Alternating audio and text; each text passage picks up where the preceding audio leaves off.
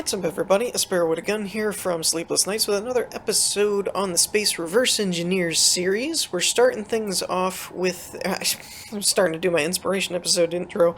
We're starting things off with the only build we're going to be looking at today, which is the SDS S.M.O.L Carrier Ship Manufacturer and Operating Lodging. Blah. Tongue twister. But it is a really cool build, and we looked at it in the inspiration episode. However, I pretty much butchered the printing side of things, so that I kind of had an intention to look at it anyway, but when everybody voted on the poll, it just seemed to make sense. Also, in between now and the inspiration episode and now, is how I should have worded that. Ooh, that's cool.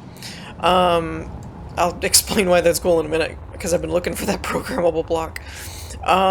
So, in between then and now, I actually got a comment from one of the builders, because I believe this is actually a Yes, it is a multi-group, or multi-person build. At least according to the workshop file. So I did get in touch with them, or one of them, and they explained a little bit more of how I should have done the building mechanic thing and how to control the ship, and kind of like, yeah, it makes a lot more sense now. But before we get into it, let's go ahead and do our cutaway. I did kind of two of them this time because this is a little bit of an asymmetrical ship, so it doesn't really look the same on both sides, so I figured it just made sense. Obviously, we've got some loose debris here from where the little tugboat drone thing is, and we can see some of the inner workings, the guts, the gyroscopes. There's not a lot of interior to this ship, so the cutaway doesn't reveal a whole lot, like, I forget the name of it, but the one that we did the last time, the Revenant or something, Revelation, I don't remember, but the last carrier that we did, I've been talking to the builder on that ship, and I'm finding that I still miss things, even after doing an inspiration series on it and a reverse engineer episode on it. I'm still missing stuff.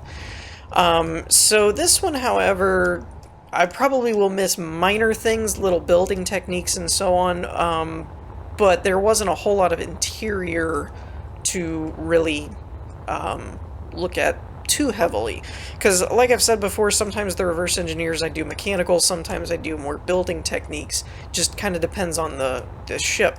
This one I could actually do a little bit of both, because there's some really cool little things, really subtle things that you wouldn't really know unless you're just spending a lot of time looking for them. One being, this little thing right here is kind of cool, using, I believe that's a C, or U, okay, C, U, either one would probably work with that font, as little borders for where you're supposed to stand and things. And actually, I imagine that if I turn the sensor grid on for this, what is this called? The safety sensor weld safety toggle. What is this actually doing?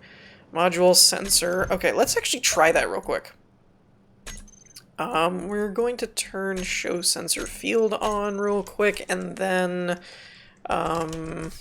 module, where are you? Oh, they might have it hidden. Yeah, okay. Let's try this. There you are. Okay. I think I have to turn that on, I'm not sure. We'll turn it on first. We'll leave that on. I don't know if I have to show, I think that's not the right option, but anyway. Oh, okay, I stand corrected. It's the whole range of the module itself. I was thinking it'd be kind of cool if you actually had it narrowed to this little square, but I don't entirely know what that is for. It may be for triggering something, like you can't do something if the person's standing in there, or something to that effect. So, maybe it's doing something more than I thought, but it is a cool little technique to have little guidelines there and stuff like that. This whole section is really cool, actually, because it utilizes the welder's ability to build through things, which is something that I didn't realize the connectors and welders could do. and I need to make more use of that. I also like this part here. They used the base slopes to give a little bit of an indentation here, which is cool, but then there's also just enough space to put an interior light with a staggering alternating LCD sign kind of thing, which gives it a really cool and actual, like, engineering construction zone kind of look. There's also this section here where there's desks that are laid on their side for kind of like a half wall, which is something that I think is pretty cool. So there's a lot of little things, but the meat and potatoes of the build is, in my opinion, the ship print building and what I found to be the script. Now, the reason I mentioned this being cool is that I don't know if this is the only block, but I noticed that it does say the Space Defense Systems operational script. So that's where this actual script is running. But if you'll recall in the inspiration episode, when you get into this ship here, there was a button for the 5th button to use the programmable block to run WASD keys. And when I clicked it, I was doing stuff and it was not moving or doing anything. The idiot side of my brain forgot to look down because it's running a script on the center screen of the cockpit. Because, you know, that makes sense. Who would have thought to look there? And essentially, it does something that I thought about doing a while ago. I've never published a video on it because I didn't build a script that would use it yet, but I did have the idea a few months back, and this actually makes use of it, where it's using the input from the cockpit that normally controls the thrusters to control a menu screen. So rather than having to use your up arrow, down arrow keys or something really weird, you can actually, and you don't even have to program it technically to use, like, detect a key press or something. You can just use the cockpit's inert ability to do that kind of thing. And you can navigate the menu. And then they actually use the E and Q to tab screens, which is a beautiful idea that I honestly never even thought to do.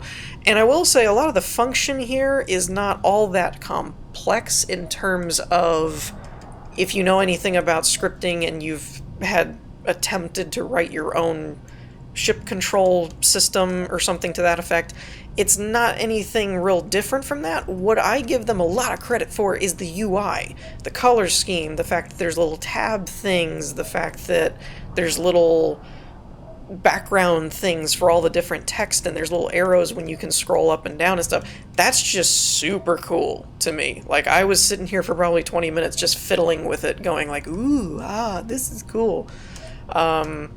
So yeah, I definitely would like to get better at this, because I'm okay at the coding side, but making it look this cool, I would love to do that. The other cool thing is that you can actually disable it, so you can hit the button again, and now if you hit the WASD keys, nothing happens, or it would go back to the standard cockpit controls. Same thing for the bridge, it's running the same operating system. So that's really, really cool. Now, as for the... I'm actually going to go ahead and delete this because I don't know if this is in the way or not. As for the 3D printing thing, I was sort of kind of in a roundabout way in the right ballpark, but it would be the equivalent of essentially being in the right stadium and hitting the ball in the wrong direction kind of thing. Like, I was at the right, I was in the right place, but I was definitely using it wrong.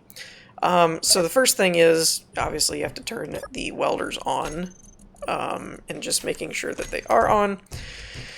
Then we're going to come down here to the little tugboat thingy, and I have messed around with this, but I did not want it to be already set up because I wanted to show kind of where I had messed it up. So we're going to go into the menu, go to the projector, and I'm just going to use the shooting star again just because it's simple and easy. I would have liked to use the default ships, but it's the wrong grid size. Now you'll notice it's kind of wonky here, so what I'm going to do is use the pre-built controls that are set up in here. This is your basically placement. This is, I believe, rotation. So we're going to rotate it, and then, whoop. I mean, that's kind of what I wanted, but not really. There we go. We're going to line it up towards the middle, and we're going to bring it back to where, there we go, to where, if we get out of here, we can see that the front, or at some point, where however you want to build it, but at some point, the farthest block on one end of the ship is touching this block here. I mean, theoretically, you could break this and just use the little antenna thing, but since it's already there, we might as well use it. Now we can turn that off for when we're ready to use, and then, now I gotta remember how to get this thing off of here, so it's turn the thrusters on, remote control? Or should I do it from this end? We're going to try it from this end. We're going to turn off the merge block, unlock the connector. I'm not really sure what just happened there. I'm not sure if it was just a camera glitch where it moved the camera down or something, but I definitely saw something wonky. And then we'll turn this off. Oh, that's right. I keep forgetting that for whatever reason, it keeps pasting this in as a station. I don't really know why that happens, but it does.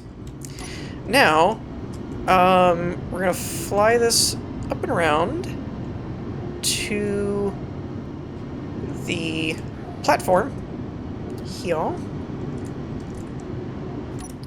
And hopefully this goes a lot better than last time. Oh, well, okay, it's working because it just welded up that thing. I'm going to turn it this way, and the reason being that the ship is a little bit wider than it is tall, I think. That would vary depending on your ship that you're using. I don't know that it has to be perfectly aligned, I'm just being super specific with it, and then we'll turn the projector on, and we'll just kind of start backing up is the idea. It should have welded up that window, but I can't really tell. Let's see if this works. There we go. So then basically you just back up, and it's... I think this is the coolest effect I've ever seen in this game, because it's almost like you're literally pulling a ship out of thin air. And I've done some research recently into 3D printing and understand that now this is kind of how this same idea works. I just think this is crazy. It's just so cool to me. Now the only thing is, like, for this ship, this is pretty close. But if you're dealing with a ship that's a little bit bigger or something, you may have to kind of rotate the tugboat or move it left and right or something to get to make sure all of the blocks start building and stuff. But that's just something to kind of keep in mind as you're going along, just to make sure that everything is actually building. But that's just so cool. Like, literally, you know those super satisfying animation things that people post online? I really feel like 3D printing and stuff like that is that kind of thing for me.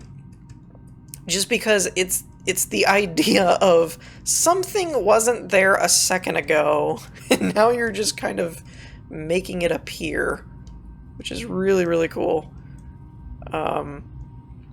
So yeah, I do think the only difficult part with stuff like this is kind of the... I want to say user error, not only like what I did recently on the Inspiration episode where it was like I didn't even get the mechanic correct, but the other thing is just making sure you're aligned right and stuff like that. I've seen some ship builders that are essentially fixed, like it's a mounting kind of thing, and there's pistons and stuff that will actually just drag it where it's supposed to go, or just straight up or something. I almost wonder if you could do something like this, but then use some kind of autopilot script or something to essentially make it a little less user user mandatory, if that makes sense. And I know that probably sounds lazy, like, oh, I'm already printing a ship out of nothing. Actually, why didn't those gun turrets print? Oh, it doesn't have the blocks underneath it. That's probably why. Yeah, there they go. I think the biggest things for me are the builder platform, and the little tugboat thing is really cool. The scripting on this is really, really neat. And there's also some little cosmetic aesthetic type things that is really cool. I like the makeshift antennas and stuff like that going on here. Stuff like that. I think that's really cool. Really, really like the color scheme.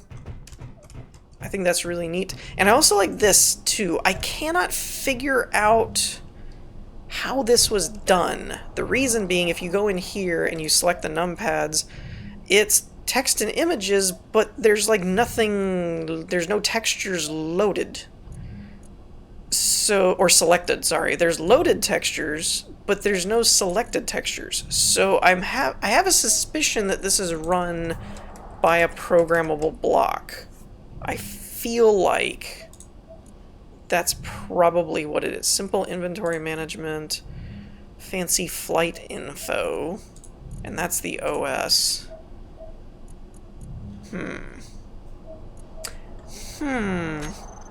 None of those sound like they'd control this, unless there's...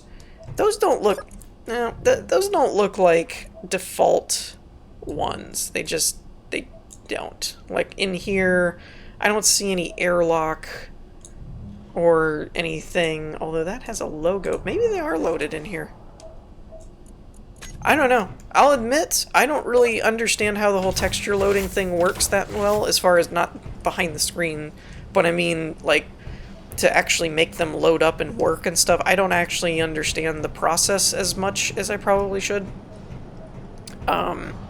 So there is that. I like this kind of stuff too, using the glowing neon tubes as almost a railing on a railing, like railception, is pretty cool. I think that's pretty neat.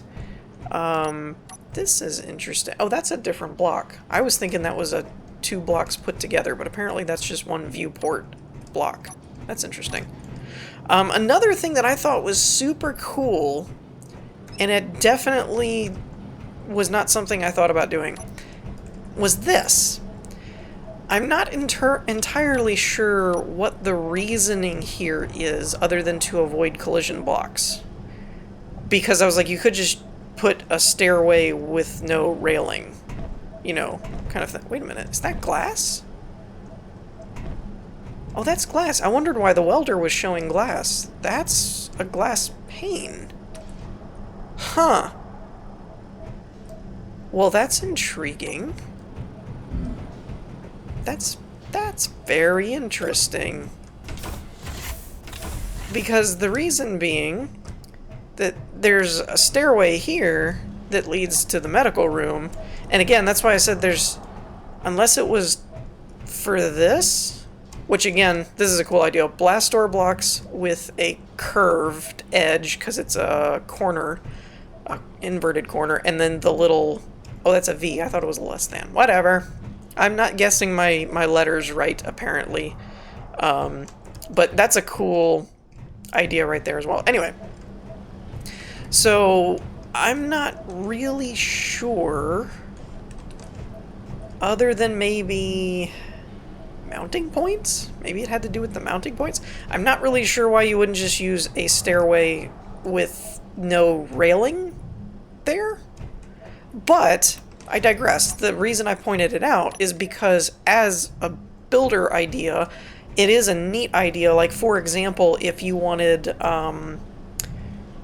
double stairways or something, to where anytime the blocks were going to overlap or something, and you wanted to do something where, like, you can see through the bottom, or it's supposed to have a graded look on the top and the bottom, something like that, to flip it is a cool idea. As for why they did it here, I'm not entirely sure, but it's a neat option. That's kind of the rule of thumb with me when it comes to the inspiration in reverse engineers is I just like showing everybody options, because I myself have had numerous times where I wanted to do something and just couldn't figure out how, and then I'd see something someone else did and went, oh, that's cool. So it's kind of like, whether it works for you or not, that's up to you, but it's an interesting option, at least, that I didn't even think about of placing them upside down. I'm actually surprised that worked with the glass there, though, because that means this is clipping through the glass, which is really interesting. Like, there's a couple of different, like, things about that for me.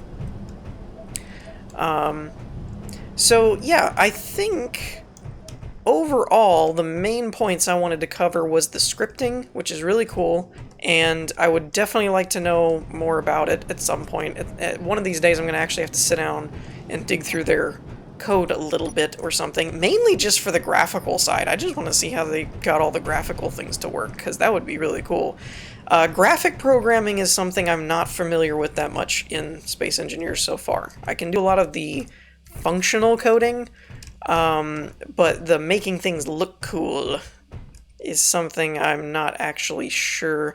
Actually, you know what? Is this actually running the same thing? S.M.O.L LCD 3. I bet you this is running one of the scripts, because it has the same kind of color scheme and stuff like that. Although you could probably make the color scheme through the LCD, but this looks scripted to me. Unless that's a texture or something, that looks scripted. So I'm actually suspicious that both, not so much this, but probably these two are running off of that script, which is pretty dang cool. So with that, I think we're going to wrap things up here for today. I know there's probably some other little building technique things and stuff that I probably missed. This is a cool one too. Mounting the LCD to the grates like that, or grated catwalks, makes it a little harder to tell, and it doesn't feel quite as obstructed kind of thing. This one is a favorite of mine.